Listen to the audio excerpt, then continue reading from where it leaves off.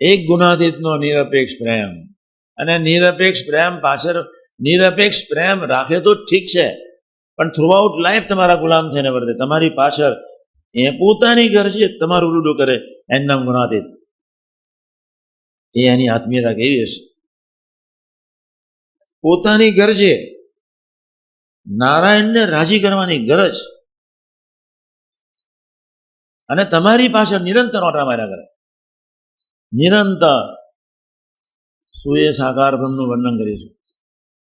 નિરપેક્ષ પ્રેમ તો દુનિયાનો કોઈ સાધુ બી આપી શકે,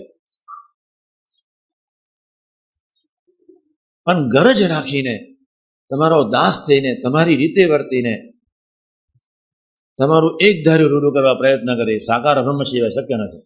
બહુ નસીબદાર છે, 1000 વખત બોલ્યો છું.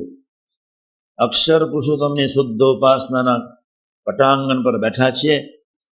આપણા જેવા અનંત બ્રહ્માંડમાં કોઈ નસીબદાર નથી. અનંત બ્રહ્માંડ એક કરુણાનિધિ નારાયણ છે.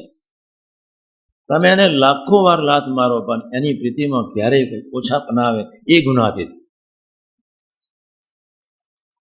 લાખો વખત લાત મારો છતાં એની પ્રીતિ તમારા માટે અને રંચ માત્ર સપનામાં અરુચિ ન જન્મે, પ્રગટે નહીં, એક જ જુએ.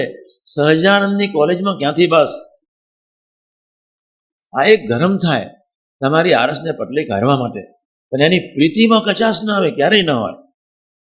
એ એમ જ કે આ ભલે ને બિચારો નથી સત્સંગ કરી શકતો, પણ આ સહજાનંદનો તો થયો છે. એક સહજાનંદ છે, અનંત બ્રહ્માંડનો આધાર પ્રાણ, પ્રેરક પ્રવર્તક આનંદિત રસગન મૂર્તિ, એક અદ્વિતીય